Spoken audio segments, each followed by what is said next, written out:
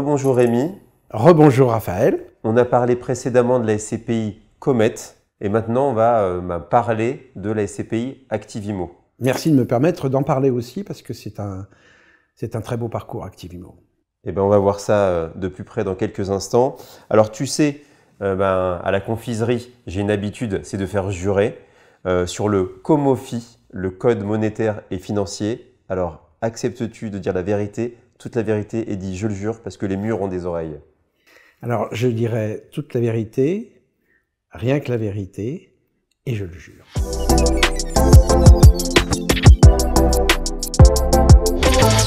Alors, est-ce que vous pourriez présenter ou représenter la société de gestion Alderan? Alors Alderan est né en 2015 de l'externalisation de la structure de gestion d'une foncière que j'ai créée en 2000 qui s'appelait Ogirel et qui existe toujours et qui continue à faire des activités.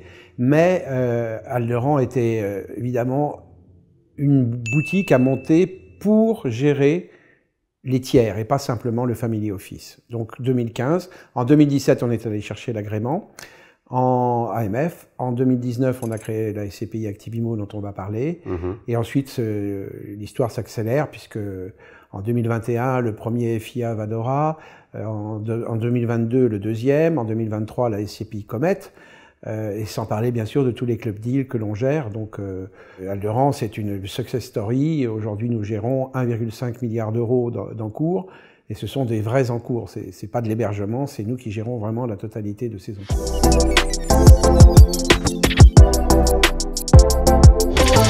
Puisque c'est le vif du sujet, c'est ma question Kesako. Pouvez-vous présenter, représenter maintenant la célèbre SCPI Activimo, sa date de création, sa stratégie, où est-ce qu'elle investit, qu'est-ce qu'elle achète, voilà, nous la présenter. Ouais, c'est un vrai plaisir que de le faire parce qu'effectivement, quand on a lancé l'Activimo, on ne s'attendait pas à atteindre 1 milliard d'euros de capitalisation en moins de 4 ans et aujourd'hui nous sommes à 1,15 milliard. Donc oui, c'est un vrai succès. Alors c'est une SCPI que j'ai imaginée parce que mon parcours antérieur me prêtait à ça. J'ai fait pas mal d'immobilier logistique dans les années 90 et 2000, y compris d'ailleurs avec la foncière Ogirel. Mais je pensais pas que ça irait aussi vite. L'idée, c'est de créer une SCPI thématique centrée exclusivement sur les locaux d'activité et les bâtiments logistiques. C'était un pari parce que c'était une classe d'actifs assez décriée, voire dénigrée. Et finalement, beaucoup de gens se sont aperçus combien c'était résilient et combien c'était utile à l'économie. C'est une SCPI qui, depuis son origine, a toujours délivré au moins 5,5% de rendement annuel. Les 2 premières années, c'était évidemment un peu plus facile de délivrer 6. Aujourd'hui que nous avons un patrimoine de plus d'1 milliard d'euros, on délivre 5,5 quasiment en 2023. Ça sera également notre objectif en 2024. Naturellement, cette SCPI, elle est ouverte à tous les modes d'investissement, c'est-à-dire en pleine propriété, en démembrement, également en réinvestissement du dividende. Elle est très digitalisée, elle est décimalisée, donc elle permet finalement toute forme d'investissement, du plus petit au plus gros. Et alors je crois que vous n'avez pas d'endettement parce qu'à un moment c'était quelque chose qui était très regardé par les clients, s'il y avait de la dette ou pas. Alors la note d'information nous autorise évidemment à recourir à l'endettement. Aujourd'hui, nous avons une ligne de crédit en avance de collecte pour capter plus rapidement des opportunités, mais nous ne nous en sommes jamais servis puisque nous avons tellement collecté qu'il fallait bien évidemment investir la collecte que nous avions. Aujourd'hui, on a 4% d'endettement potentiel, donc des lignes de crédit qui sont en attente, mais qui sont évidemment pas encore utilisées. D'accord. Alors, vous avez un peu répondu déjà sur la question cash du rendement, donc on a dit à peu près 5,5%. Absolument. Je pense que donc à peu près dans la même lignée, semble-t-il, pour 2024. Absolument. D'accord. Je confirme. Bon, j'en profite. Quelle est votre vision du marché pour 2024 ? Bon, clairement, on a vu un effondrement de la collecte au 2e semestre sur l'ensemble du marché des SCPI. Juste pour information, Activimo a collecté 325 millions en 2023, dont 215 au 1er semestre, soit 110 au 2e. On voit bien déjà, et si on reprend en plus par trimestre, on était plutôt à 70 au troisième trimestre et 50 au quatrième. Donc on voit qu'il y a quand même une vraie attentisme des épargnants jusqu'à ce que, évidemment, les expertises, les valeurs de reconstitution soient connues à l'issue de la campagne d'expertise annuelle qui est organisée chez tous les confrères de SCPI. Je pense que, après être monté à près de 10 milliards d'euros en 2022, la collecte en 2024, globalement, va, je pense, être plutôt aux alentours de 3 milliards d'euros. D'accord. Certains disent seulement 2 milliards. Je pense à Jean-Christophe Antoine qui a annoncé ça sur pierre papier. Donc je trouve un peu pessimiste parce que malgré tout, il y a des vrais besoins. Et puis 2024 va se retourner un tout petit peu. Pour ce qui nous concerne, nous on espère acquérir pour 250 millions d'euros d'actifs encore cette année. On en a fait 400 là en 2023. Ces 250 étant répartis moitié en France, moitié en Europe, en zone euro. D'accord. Alors moi j'ai une question quand même d'actualité parce que voilà, on est le 15 janvier aujourd'hui. C'est sur les valeurs d'expertise. Où en sommes-nous ? Alors, pour ce qui concerne Activimo, on a quasiment terminé notre campagne d'expertise. Il y a des ajustements de dernière minute parce qu'on a encore acheté jusqu'au 29 décembre dernier, il faut le savoir. Nous, ce qui nous concerne, la valeur de reconstitution devrait baisser de 1,5 à 1,8%. Donc, très peu significatif. Et là, donc, la valeur de part, qui est de 610 €, ne baissera pas. Bon. Ce que j'avais déjà annoncé au mois de juillet et qui s'est confirmé par cette nouvelle campagne d'expertise. Ce qui est rassurant parce qu'on a quand même certains acteurs qui nous ont dit que ça ne baissera pas et qui au final ont baissé en dernière ligne droite les parts. D'ailleurs, on craint peut-être d'autres baisses. Donc là, on est sûr qu'il n'y aura pas de baisse de prix. Je vous confirme qu'il n'y aura pas de baisse, Raphaël.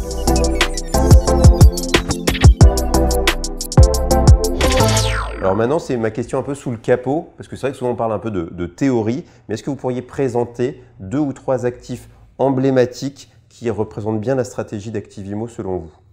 Oui, c'est une bonne... Alors, on achète évidemment des immeubles existants qui ont des locataires, mais on achète aussi des parcs d'activités, souvent au bord des villes, qui sont proposés par des promoteurs, qui offrent aussi des possibilités de garantie locative.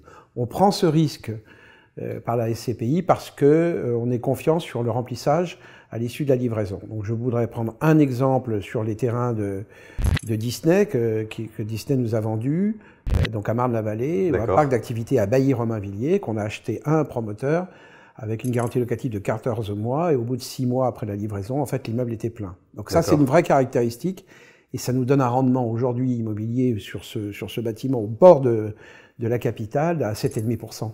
Donc c'est quand même assez intéressant. Autre caractéristique, on prend des immeubles existants, parfois avec des baux très courts, parce qu'on a la conviction que le locataire, en fait, il n'attend qu'une chose, c'est que son propriétaire nouveau vienne le voir et travaille avec lui sur la pérennité du bâtiment. Donc ça s'est produit, par exemple, à Cergy-Pontoise, avec un locataire, j'allais dire triple A, mais on peut dire quadruple A, puisque c'est le groupe LVMH. Et on a acheté un immeuble avec une durée de bail extrêmement faible, puisqu'il était en précaire. Mais on savait que on pourrait discuter avec la direction immobilière de LVMH. C'est ce qui s'est produit. On va transformer finalement quelque chose de très court en très long, en y faisant des travaux et en améliorant évidemment le rendement de cet immeuble, qui était déjà très élevé. D'accord. On avait acheté à 2 chiffres, je ne veux pas que je le dise trop, mais... Voilà. Enfin, autre exemple, c'est l'accompagnement de nos locataires. Donc on a acheté des portefeuilles de transport et de logistique, notamment avec Jackie Perreno comme principal locataire, qui avait des projets d'extension sur des terrains artificialisés.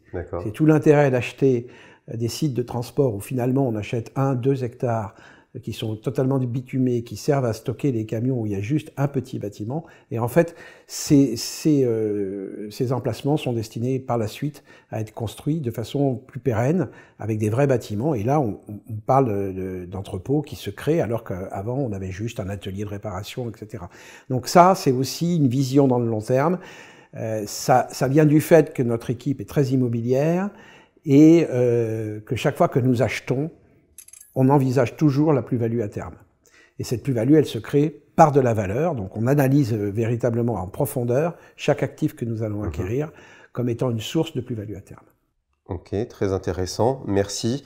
Vous avez rassuré au niveau des valeurs d'expertise, mais excusez-moi, j'y reviens quand même un petit peu.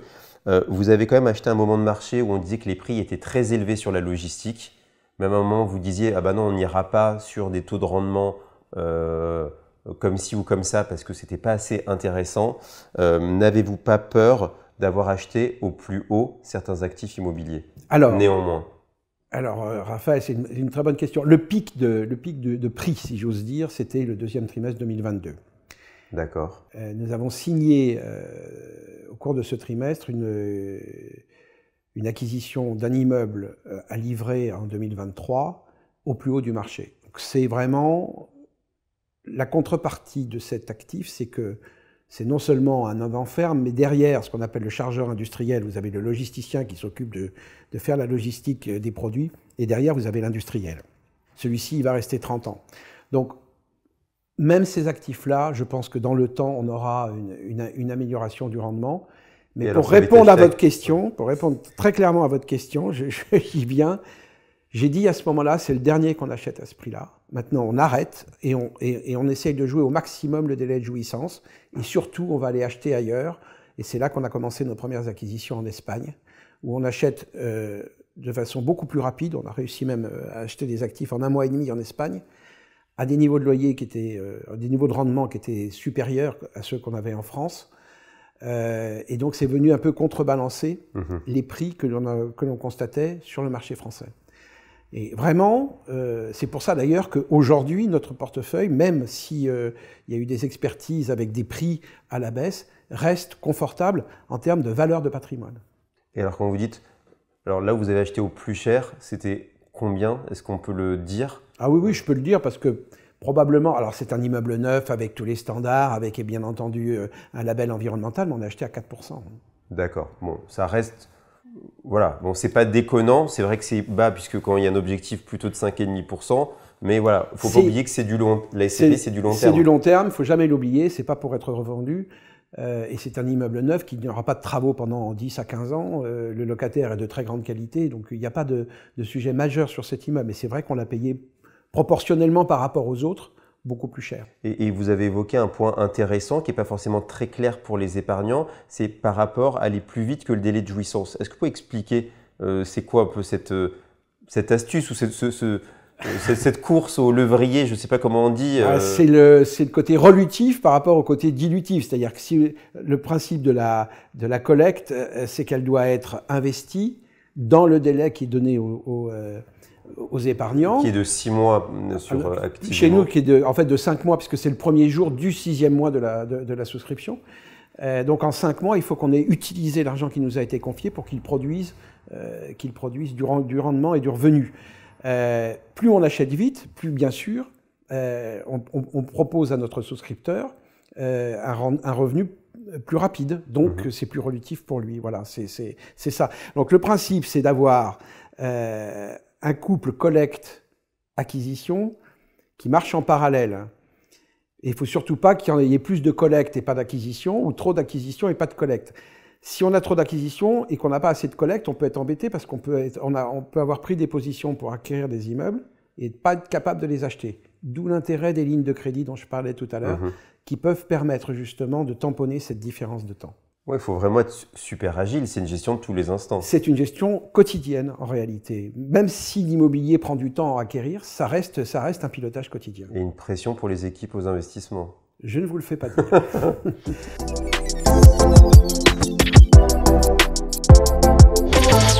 Alors, maintenant j'ai une question qui mélange un petit peu les deux SCPI. Activimo s'est ouvert sur l'étranger, vous l'avez évoqué. Et vous lancez une nouvelle SCPI investie 100% à l'étranger. N'avez-vous pas peur de brouiller le message? Première question. Et est-ce qu'il y a un pourcentage cible d'exposition d'Activimo à l'étranger? Alors non, j'ai pas peur du tout de la concurrence entre les deux SCPI, puisque évidemment on s'est bien gardé de faire du phagocytage de l'une par l'autre. Activimo, c'est de la logistique des locaux d'activité en zone euro. Comet, c'est de la diversification tertiaire.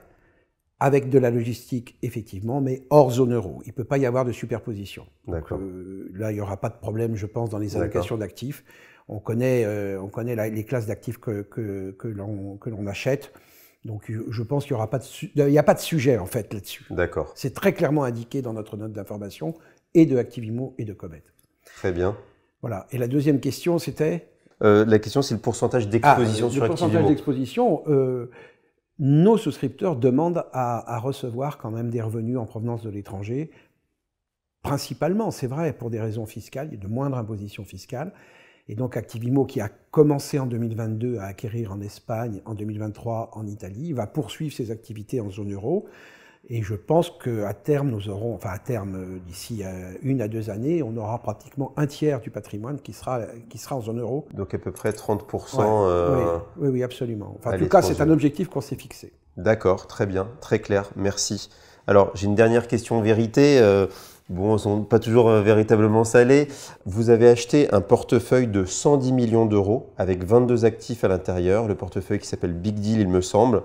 On dit souvent que dans les gros portefeuilles, il y a quelques pépites, mais il y a aussi peut-être quelques nanars. Y a-t-il pas un risque d'avoir acquis quelques actifs de moins bonne qualité?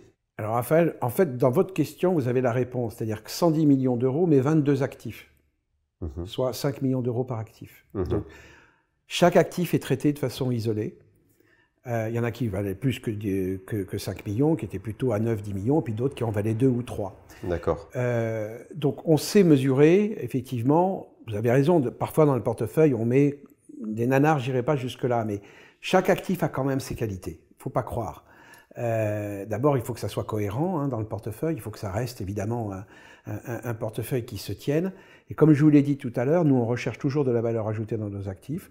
Et parfois, même sur des actifs secondaires ou moins bien placés, on trouve des solutions. Et il y a toujours des besoins. En matière de logistique, il y a des besoins énormes d'utilisation de bâtiments. Même un départ de locataire, on peut retrouver assez facilement. On a eu, pendant la phase de négociation de Big Deal, 2 départs de locataires. Ils ont été reloués pendant qu'on était sous promesse. Donc en fait, on a amélioré, pendant la phase de la promesse de vente, on a nous-mêmes amélioré, en liaison avec le vendeur naturellement, amélioré le rendement locatif final. D'accord. Donc c'est une question d'agilité, c'est une question effectivement d'analyse des produits, quand je dis produits, de chaque immeuble. C'est pas facile, ça demande effectivement une expertise certaine, surtout sur des bâtiments qui ont des besoins. Alors ils peuvent être, souvent ils sont décotés parce qu'il y a des travaux à faire dedans. Et le fait qu'il y ait des travaux est pour nous plutôt une bonne chose, parce que je rappelle que Activimo est une SCPI labellisée ISR, et donc nous avons toujours une campagne tous les ans d'amélioration du bâtiment. Et qui dit amélioration du bâtiment dit souvent diminution des charges. Donc le locataire est content et il reste plus longtemps, voire on renégocie le bail avec lui. Voilà comment on peut améliorer même les nanars qu'on peut trouver dans certains portefeuilles. Et est-ce que vous pouvez faire un peu de picking ou vous êtes obligé d'acheter le portefeuille? Sur ce portefeuille-là, on a écarté 4 immeubles. D'accord. Ouais, il y en avait 26, on a écarté 4 qui étaient un peu vraiment difficiles. D'accord, très bien. Comme quoi, quand on a un poids de discussion, même avec des vendeurs très importants, on peut arriver à discuter alors qu'au début, non, c'est le portefeuille ou rien. D'accord, très clair. Merci de ne pas avoir lâché pour nous, investisseurs d'Activimo. Oui, d'autant que Big Deal est une très beau rendement immobilier facial qui était déjà, avec le retournement du prix des bâtiments logistiques. Est-ce qu'on peut vous avez un rendement? On est au-delà, pour le rendement SCPI, au-delà des 5,5% sur la totalité de ce portefeuille, ce qui est quand même 10% du portefeuille, enfin du patrimoine aujourd'hui.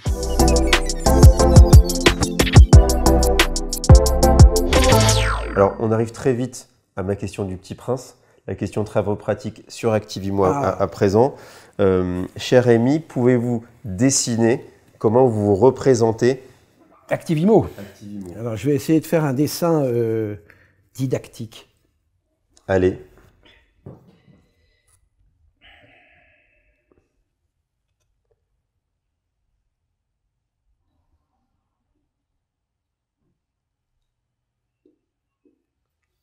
Eh bien, on va montrer ça voilà, tout de suite. J'espère que ça sera compréhensible, mais je peux faire une explication. Alors en fait, c'est la chaîne logistique. D'accord. Activimo, c'est la chaîne logistique. Une usine qui produit, une chaîne de transport, un entrepôt de distribution, une chaîne de transport et la satisfaction du client. D'accord, très clair. Voilà, c'est ça Activimo. Nous, on se situe là, entre les deux. Apporter et parfois même dans l'immeuble de fabrication. Parce que c'est de l'activité. Ça dépend quel type de fabrication. On ne va pas acheter de la sidérurgie, bien sûr. Eh ben donc du coup, c'est parfait pour la suite. Alors, est-ce que vous pouvez résumer en une seule phrase la SCPI Activimo compte tenu de tout ça? C'est la conclusion du dessin. Avec Activimo, investissez dans la chaîne logistique.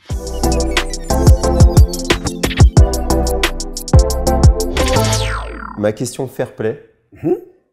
Si vous deviez à présent investir à titre personnel sur une SCPI confrère, ce serait laquelle ou lesquelles et pourquoi? Alors c'est simple, pour bien comparer entre Activimo, par rapport à Activimo, je citerai Pierreval Santé de Rial, qui est aussi une SCPI thématique, avec un immobilier spécifique et l'immobilier de santé, qui n'est pas un immobilier facile, et qui a rencontré un succès, et qui rencontre toujours d'ailleurs un succès extraordinaire. Donc moi je tiens mon chapeau aux équipes de Rial, et donc voilà, c'est pour ça que je les cite en premier.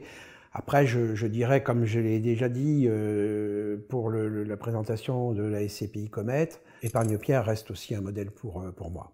D'accord. Et pourquoi? Ah, il faut que je redise encore. Alors, je vais le dire. Pour ça, la capacité de diversification, le fait de pouvoir aussi être agile dans les acquisitions immobilières, puisqu'au début, ils n'achetaient pas du tout de logistique et sont venus en acheter. Et pour la personnalité de son dirigeant, Jean-Christophe Antoine. Dans une précédente vidéo, je vous ai déjà posé la question, mais quel conseil, parce que Activimo, c'est une vraie success story, ça fait forcément rêver certains, quel conseil donneriez-vous à quelqu'un qui en a marre d'être salarié et qui pourrait se poser la question de tenter l'aventure de l'entrepreneuriat?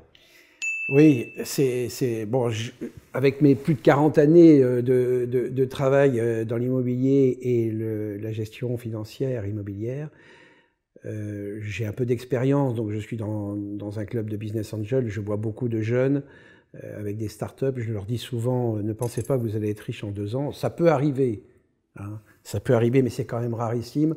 On investit dans pas mal de startups, il y en a beaucoup qui se cassent la figure. Donc le premier conseil, c'est quand on veut être entrepreneur, il ne faut pas avoir peur de l'échec. 1. 2, il faut savoir être résilient, ce qui veut dire persévérant, pugnace, travailleur. On peut attendre parfois longtemps avant que l'idée qu'on a eue émerge. Ça m'est arrivé plusieurs fois dans ma carrière d'avoir des idées, elles étaient trop tôt. Donc il fallait pas les lancer. Et puis savoir bien s'entourer avec des bons conseils et puis évidemment des financiers qui vous accompagnent et qui croient en vous. Voilà, ça fait beaucoup de critères, mais si vous avez pas ces critères... pas de financier, alors voilà, moi, quand on n'a pas de financier autour de nous. Quand on n'a pas de financier autour de soi, il faut avoir à ce moment-là peut-être un démarrage, enfin un objectif plus modeste, parce que si jamais ça marche bien, à ce moment-là, les financiers viendront tout seuls. D'accord, très bien. Inch'Allah. Inch'Allah, absolument. Mais surtout, ne pas avoir peur de l'échec. D'accord, bon, ça va. Bon, et puis Rémi, comme vous avez super bien répondu aux questions, ma question, maître confiseur, à présent, je deviens un maître dans la matière. Quels sont vos bonbons préférés? Ceux que j'avais dans la cour de l'école, les mi-choco de la pie qui chante. Bon, très bien. Du chocolat autour et du bon caramel dedans. Voilà, pour se réchauffer, bien réconfortant. Merci infiniment, Raphaël. Je vais partager avec mes équipes. Évidemment. Ce qui est mon principe. Merci. Merci. À très bientôt, Raphaël.